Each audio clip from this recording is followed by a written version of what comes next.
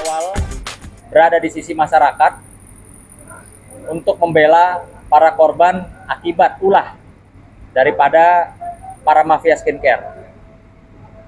Itu tetap sama sampai dengan hari ini. Ya. Kenapa saya menyatakan mafia skincare?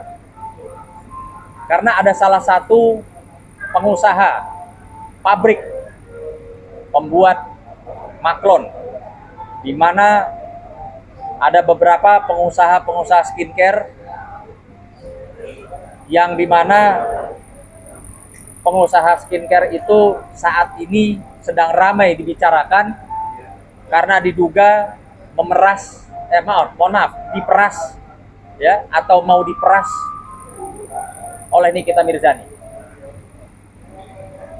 Si pengusaha skincare itu membuat ya produknya di sebuah pabrik yang dimana pabrik tersebut sudah mengakui kepada saya ya dengan sangat menyesal dalam kandungan produk-produk skincare yang mungkin saja saat ini beredar di masyarakat terdapat kandungan-kandungan yang berbahaya ya, artinya ini betul-betul dapat merugikan masyarakat atau mengganggu kesehatan masyarakat. Dia menyampaikan kepada saya bahwa pabriknya di mana tempat si pengusaha skincare ini membuat ada bahan-bahan yang tidak seharusnya masuk dalam produk-produk tersebut. Maka bersama ini saya juga ingin menyampaikan kepada Doktif ya. Saya Bang Nahak pada saat itu bertemu dengan teman-teman media menyatakan siap membantu masyarakat korban skincare. Dan masih sampai detik ini kami berkomitmen akan hal itu. Yang dimana pada saat kami menyampaikan jumpa pers terkait dengan komitmen kami, yang dimana pada saat itu ada senior kami, yaitu Bang Petrus Balapationa, yang secara profesional saat ini sedang menjadi kuasa hukum dari salah satu pengusaha skincare. Kami ingin menyampaikan bahwa tidak ada kaitannya dengan kami. Ya, saya tidak kenal dengan klien dari Bang Petrus Balapationa, pengusaha skincare, saya tidak kenal. Dan kami juga ingin mengklarifikasi bahwa kami bukan bagian atau tidak menjadi pengacara pengusaha skincare. Karena ini perlu digarisbawahi supaya tidak ada fitnah, tidak ada dugaan, tidak ada kekecewaan masyarakat terhadap kami yang sudah berkomitmen untuk ikut berperang melawan para yang merasa dirinya mafia skincare. Ya. Penting ini kami sampaikan supaya tidak ada ya. Saya lihat di postingan Instagram dan di situ juga Doktif bicara ya. Nah, ini. Ya, ini ada foto saya nih. Ada foto saya, foto Bang Petrus dan ada Bang Nahak pada saat itu yang menyatakan kita siap memerangi mafia skincare. Namun saat ini ketika Bang Petrus ya secara profesional sebagai seorang advokat dan tidak terikat kepada kami, saat ini menjadi kuasa hukum dari salah satu pengusaha skincare, ya itu sah-sah saja. Yang kami ingin sampaikan tidak ada kaitannya dengan kami. Gitu ya, Pak? Mungkin Bang Nahak mau menyampaikan? Ya, terima kasih. Selamat sore teman-teman semua. Bahwa pertama-tama saya dan Bang Sunan juga sudah punya komitmen bahwa setiap korban dari para skincare yang saat ini beredar, mohon hubungi kami. Itu komitmen kami sampai hari ini pun masih tetap berjalan. Yang kedua bahwa untuk pengusaha, ya pengusaha kosmetik atau dalam hal ini adalah skincare yang ada dugaan ada bahan-bahan berbahaya, bahkan ada dugaan mafia skincare, kami juga minta kepada pihak pemerintah, terutama Kementerian Kesehatan dan juga BPOM untuk turun tangan mengevaluasi yang namanya izin yang pernah dikeluarkan kepada perusahaan kosmetik atau skincare yang beredar saat ini. Kalau memang dia menyalahkan aturan atau bahan-bahannya membahayakan masyarakat, itu harus segera ditarik dan juga pemiliknya harus diberikan sanksi hukum pidana atau perdata. Karena skincare ini terus terang saja digunakan oleh khalayak masyarakat pada umumnya, walau menengah ke atas ataupun menengah ke bawah. Itu hampir sebagian besar menggunakannya. Makanya kami minta juga supaya evaluasinya juga oleh pihak yang memberi izin. Dan juga kalau memang ada skincare yang beredar dan tidak berizin, agar juga segera dilakukan tindakan-tindakan evaluasi di lapangan. Karena ini kegaduhannya harus dihentikan. Dan dihentikan dengan cara apa? Dengan cara penegakan hukum. Supaya para skincare yang nakal ini, ataupun mafia skincare ini harus juga mengikuti aturan-aturan hukum yang berlaku. Kalau tidak, ini akan menjadi bumerang sendiri. Kenapa? Karena semuanya beredar sudah ke masyarakat luas. Dan bagaimana cara mengendalikannya? Tidak mungkin perorangan juga melakukan investigasi. Karena negara hukum, siapapun yang mengeluarkan yang namanya izin, lembaga manapun, lembaga pemerintah, itu juga yang juga harus melakukan evaluasi dan menarik izin yang memang sudah dikeluarkan dan ternyata ada dugaan atau ditemukan oleh lab bahwa ada bahan-bahan yang memang berbahaya dan itu bisa merugikan masyarakat pada umumnya. Bukan cuma ditemukan, tapi sudah ada pengakuan dari owner pabrik, pengakuan kepada saya bahwa dia memasukkan bahan-bahan yang bisa dikatakan berbahaya. Ya, ini ada pengakuan. Oke. Dan dia di situ juga menyampaikan akibat dari ini semua, ya pabriknya dicabut izinnya. Oke. Artinya ini nggak main-main. Pabriknya dia sampai dicabut izinnya karena ada bahan-bahan berbahaya yang diduga masuk ke dalam produk yang sekarang di tangan para pengusaha skincare yang juga mungkin sudah dijual pada masyarakat. Ya. Kenapa saya menyatakan demikian juga? Karena si pengusaha skincare ini, ya, yang lagi rame, dia merasa dirinya mau diperas oleh Nikita Mirzani, ya, merasa dirinya mau diperas oleh Nikita Mirzani, si pengusaha ini. Nah, pengusaha ini ngambil barangnya dari pabrik yang berkomunikasi dengan saya, yang curhat sama saya bahwa barangnya itu mengandung bahan berbahaya dan karena itulah izinnya dicabut. Nah, artinya kalau kita kembali, seorang atau para pengusaha skincare, kenapa kalian mesti takut barangnya direview oleh siapapun lah, mau sama Nikita, mau sama Doktif, mau sama Bang Nahak mungkin. Kenapa mesti takut kalau memang tidak ada kandungan barang-barang berbahaya? Kenapa mesti mengeluarkan duit miliaran? Coba, saya rasa masyarakat udah pintar lah. Orang mau mengeluarkan duit miliaran itu ada apa? Gitu loh. Nah, kalau yang berkaitan dengan pabrik, ya, pabrik yang dicabut izinnya, yang dimana ownernya berbicara dengan saya, si pengusaha ini, ya, merasa mau diperas oleh Nikita Mirzani dengan jumlah 15 miliar. Gitu loh. Karena penghasilannya diduga sebulan, ini kita ngomong sebulan ya, sebulan itu 40 sampai dengan 60 miliar. Bisa nggak kalian bayangkan berapa banyak skincare yang beredar di Indonesia sehingga menghasilkan duit puluhan miliar, yang dimana itu mengandung bahan-bahan berbahaya, sehingga si pemilik pabrik izinnya dicabut. Jadi tolong deh, ya, seperti kata Bang Nahak, mohon pemerintah harus turun, ya, BPOM khususnya atau di pihak kepolisian kriminal khusus turun, sidak, kasihan masyarakat. Ini jelas-jelas sudah ada pengakuan kok dari pemilik pabrik bahwa produk yang dijual atau yang dipesan oleh si pengusaha yang diedar luaskan seluruh Indonesia mengandung bahan berbahaya.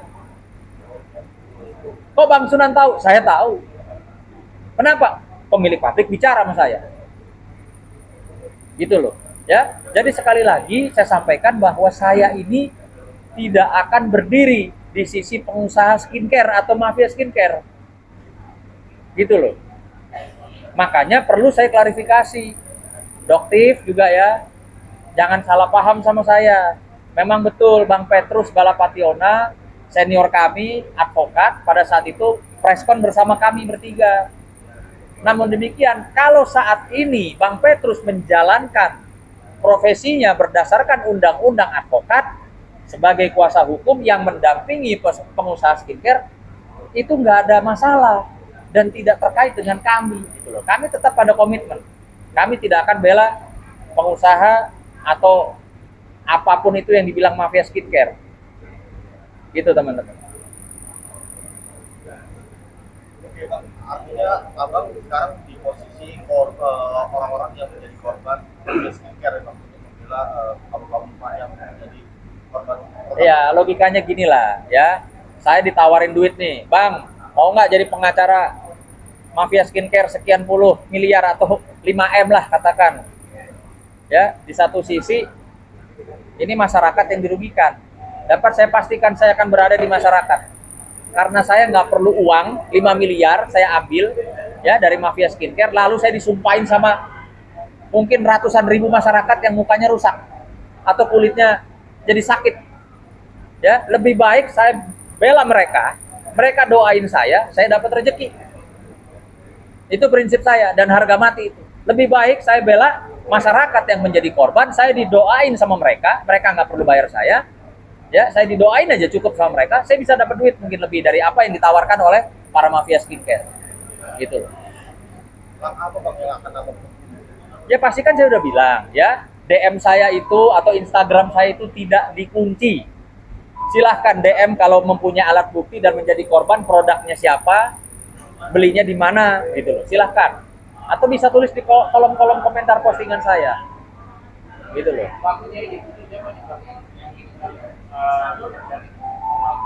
Inisial Bang, Apa tuh? inisial yang mengedarkan produk yang mengandung berbahaya ini siapa sih Bang? Inisial aja Bang.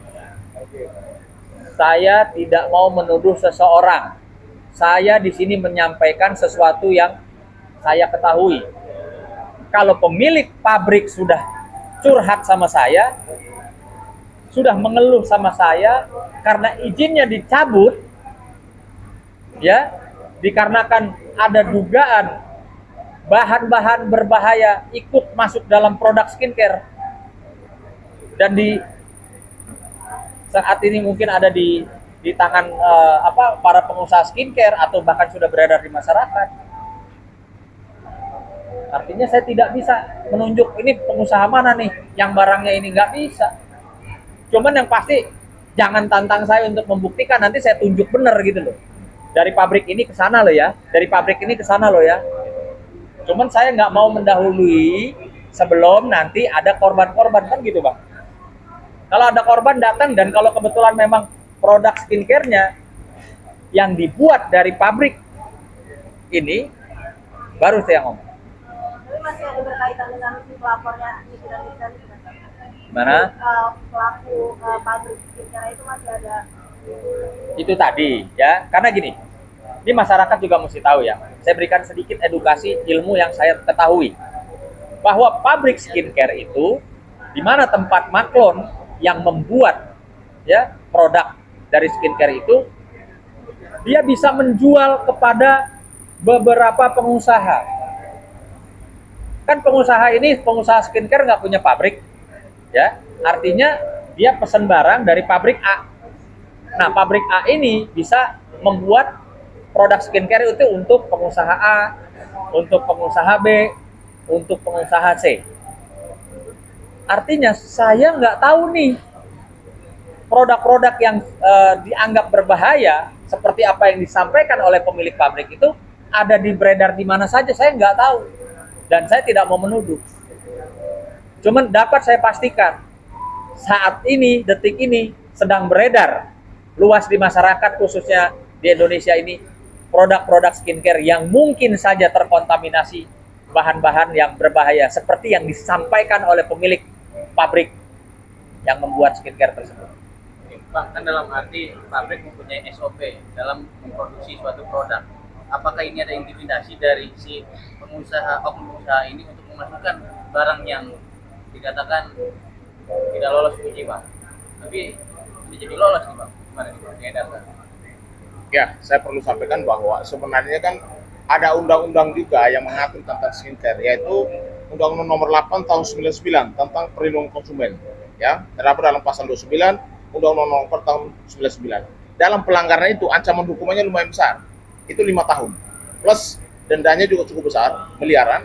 Sehingga kalau dalam hal ini ada pabrik skincare yang ditutup, lalu produknya beredar di luas di masyarakat, makanya saya kembali lagi, kalau itu terjadi, BPOM dari cyber, kepolisian maupun dari Kementerian Kesehatan harus turun untuk melakukan review ya terhadap seluruh pengusaha skincare. Supaya apa? Supaya apakah pabrik si A ini apakah juga digunakan oleh pengusaha-pengusaha yang ada sekarang ini?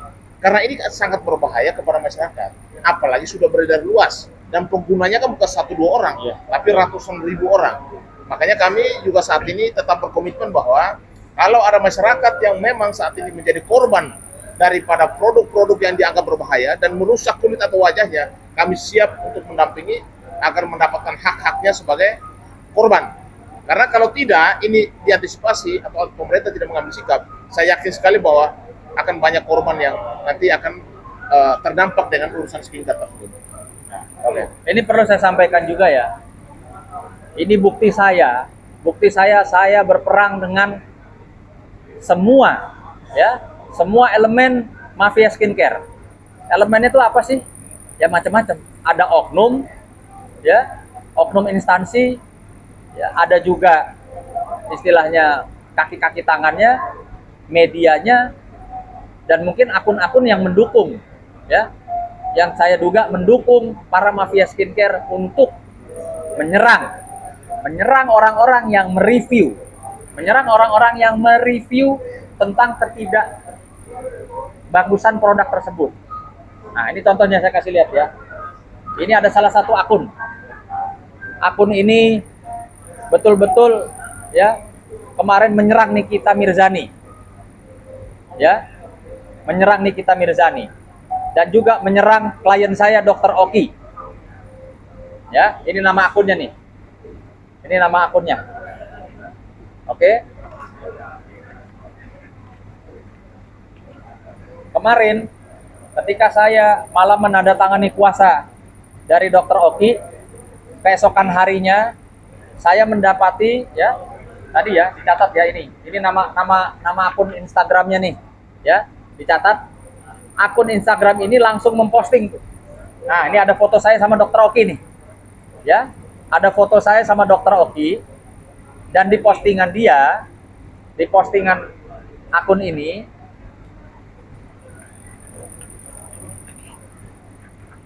nah, dia bilang seperti ini.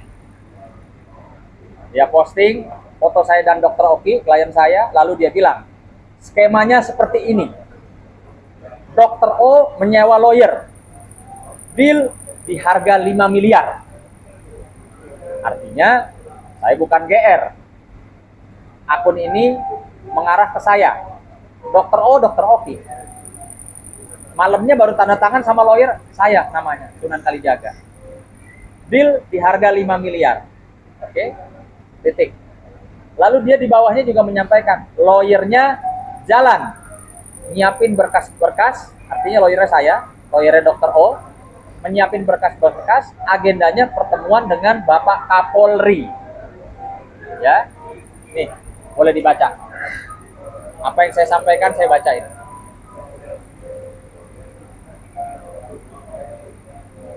Ya, ini akun kami duga hanya ya menjalankan kepentingan para mafia skincare. Saya duga ya, karena dari postingannya betul-betul menyerang Nikita Mirzani, menyerang Dr. Oki, dan termasuk menyerang saya sebagai kuasa hukumnya Dr. Oki. Ya, nah, lalu saya tanya, ini nggak main-main loh di sini. Di akun ini bukan akun abal-abal. Ini bukan akun abal-abal. Terbukti apa?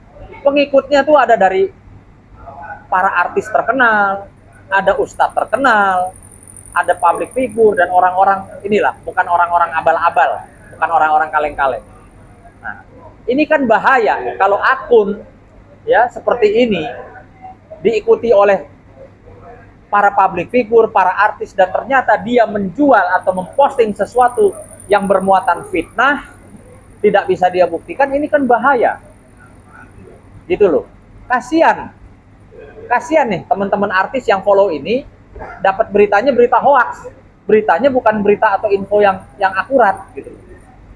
Maka saya sampaikan langsung ya kepada pemilik akun atau adminnya, coba dong keluarkan buktinya. Saya menerima duit 5 miliar. Apa bukti transfer, apa kwitansi, atau tanda terima dari kantor saya 5 miliar, dari klien saya. Tolong buktikan. Gitu loh. Saya tunggu, tolong buktikan. Supaya apa yang Anda posting di sini itu adalah info yang benar. Bukan info yang menyesatkan masyarakat atau netizen atau para artis public figure yang ada follow akunnya dia. Tolong buktikan. Itu satu. Kedua, dia bercerita kan di sini membangun opini, menggiring opini publik bahwa pengacaranya Dr. O akan jalan ngadep Kapolri. Bawa duit 5 miliar. Tolong dong dibuktikan. Tolong dibuktikan. Ada nggak foto saya ketemu Kapolri? Ada nggak foto saya di lingkungan ruang tamunya Kapolri? Ada nggak foto saya? Mungkin percakapan saya janjian dengan Kapolri. Tolong dibuktikan. Sehingga kalau Anda atau siapapun pemilik admin ini bisa membuktikan, nah, kalian tuh artinya bukan akun hoax. Kalian benar-benar akun yang jempol. Itu, ya. Namun demikian, nah, saya sempat berkomunikasi dengan adminnya hari ini. Tadi jam 15.12 ya, sebelum ketemu teman-teman. Saya bilang, Pansos, saya duluan nih, Pansos, ketemu yuk di hadapan ratusan teman-teman, saya bilang. Kita buka-bukaan. Lo punya bukti bahwa gua terima duit 5 miliar, lo punya bukti bahwa gua ngadep Kapolri, ayo kita ketemu, kita taruh semua di meja. Jawaban dia begini, really itu artinya yang bener lo nan gitu kan. Lo nyuruh Aing itu dia menyebut dirinya Aing, Paduka Aing. Nyuruh Aing nunjukin batang hidung sambil ketawa. Masunan, lucu Anda ini. Dari tahun 2010 sampai sekarang, Aing tidak pernah tunjukkan jati diri ke hadapan publik.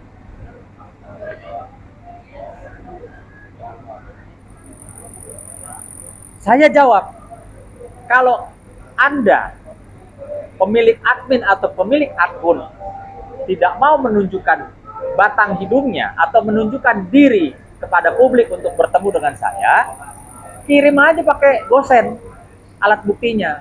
Sekarang ke Senayan City, saya tunggu. Bener nggak? Kirim aja pakai gosen. Nih bukti transfernya Sunan terima duit. Ini buktinya kwitansi dari kantor hukum Sunan Kalijaga. Bos, duit 5 miliar tuh duit sangat besar. Tidak mungkin klien saya menyerahkan uang 5 miliar kalau tidak ada bukti transfer dari klien saya atau kalau tidak ada tanda terima kwitansi dari saya. Mungkin nggak kira-kira? Saya mau tanya. Mungkin nggak? Klien saya mau menyerahkan uang 5 miliar kepada saya tanpa tanda terima, mungkin nggak? Gitu loh. Jadi artinya nggak apa-apa, nggak tunjukin batang hidung, nggak apa-apa. Tunjukin aja alat buktinya. Gitu loh. Bawa sekalian CCTV, saya ada di ruangan Kapolri. Bawa sekalian foto saya sama Kapolri, gitu loh. Sehingga para teman-teman artis, ini saya lihat ada artis nih ya. Oh, ini artisnya teman saya juga loh. Nanti saya ngomong deh, Mbak Dewi Persik, ini akun Mbak Dewi Persik bukan nih. Ini akunnya Mbak Dewi Persik bukan. Ya, ini kan like ya. Like by Dewi Persik. Artinya Mbak Dewi Persik, kawan saya, ini saya Sunan Kalijaga nih, menghimbau. Apa Mbak mau ikut follow atau bahkan nge-like pemberitaan-pemberitaan bohong seperti ini, Mbak Dewi Persik? Come on, gitu loh, ya. Kasian. Kasian, masa public figure, artis, ada ustadz juga saya lihat ini dikasih info berita hoax sama ini nih, yang namanya ini. Gitu loh. Ya. Janganlah gitu loh. Kalau beritanya infonya nggak akurat, jangan diposting. Kasian. Kasian. Saya kasihan sama teman-teman artis yang follow di sini, artinya kan dia melihat. Bahkan ini nggak tahu nih, bener nggak nih akunnya Mbak Dewi Persik? Ikut nge-like loh. Ikut nge-like berita ini. Berita saya terima duit 5 miliar, ikut nge-like. Gitu loh, Mbak Dewi Persik. Mbak Dewi kan kenal saya. Mbak Dewi tanya aja langsung sama saya. Iya nggak? Mas Sunan, kalau terima duit 5 miliar, traktir dong, saya traktir. Atau nggak usah terima duit juga saya traktir kalau buat Mbak Dewi Persik. Gitu loh. Jadi, ini adalah satu contoh pembodohan. Pembodohan terhadap masyarakat, khususnya follower dari akun apa nih? Nah, dari akun ini, ya. Dia tidak bisa membuktikan. Jadi, saya minta nomor 1 pertama-tama para follower dari akun ini yang jumlahnya 409.000 orang, ya, segera deh unfollow. Karena berita yang disajikan di sini, terutama terkait dengan diri saya, 2 postingan dia semua hoax, semua bohong. Ya, jadi saya himbau nih, udah unfollow aja. Sayang, mata kalian, pikiran kalian dikotori, apa istilahnya, untuk mencerna fitnah-fitnah yang akun ini bikin gitu loh. Sayang, apalagi di bulan suci Ramadan. Kasihan, dosa kalian nanti. Ya. Jadi saya himbau nih sama followernya. Dan untuk dia, admin, pemilik ataupun donatur, sudahlah tutup saja akunnya. Bikin aja akun lucu-lucu gitu loh ya, yang menghibur orang, bener nggak? Membuat orang tertawa di bulan suci Ramadan, orang tertawa kalau lihat akunnya dia. Video lucu, kata-kata lucu kan, atau kata-kata mutiara, kata-kata hari ini, itu kan lebih bermanfaat gitu loh, daripada membuat berita-berita bohong. Sayang, bener deh, sayang. Ya, saya juga nggak akan mau nangkep orang ini, enggak. Tapi kalau ditanya kenapa bang nggak mau nangkep, saya udah tahu orangnya. Saya udah tahu orangnya. Saya udah tahu suara orangnya. Jadi nggak perlu ditangkap. Kalau masih bisa dibina, masih bisa dinasehati, mudah-mudahan di bulan suci Ramadan ini, ya, pemilik akun atau adminnya ini ingat, oh iya ya, saya nggak diburu sama Bang Sunan, saya nggak dilaporin sama Bang Sunan, tapi saya diingatkan sama Bang Sunan untuk agar berbenah diri, merubah deh akunnya jadi akun yang bermanfaat gitu loh, jangan akun-akun hoax beginilah gitu loh, ya, gitu. Bang, ini gimana nih Bang, tanggapan Abang terkait dengan klien Abang? Disebut klien Abang sebagai dalang dari kasus Nikita Mirzani dan akan segera menggunakan baju orange. Gimana nih Bang? Teman-teman, nih mohon maaf, saya tidak bisa berkomentar apa-apa atau berkomentar terkait dengan klien saya hari ini. Saya mohon maaf. Gitu, ya. Apa? Yang dituju itu inisialnya kayak apa? Kayak ini abal-abal. Skincare abal-abal. Yang itu yang ditujuin bang. Maksudnya? Yang ditujuin skincare abal-abal itu siapa? Yang dari Yang awal. pabriknya. Yang dari pertama itu siapa bang? Yang awal. Pemilik pabrik. Skincare-nya. Yang pengusahanya. Apakah Saya- masih circle dengan yang sekarang lagi berpolemik? Oh, kalau itu saya nggak tahu. Tapi dia mengklaim dirinya, ya, mau diperas sama Nikita Mirzani, itu aja yang saya kasih clue-nya. Dah, oke? Makasih teman-teman. Ada lagi? Cukup. Cukup? Oke. Bang,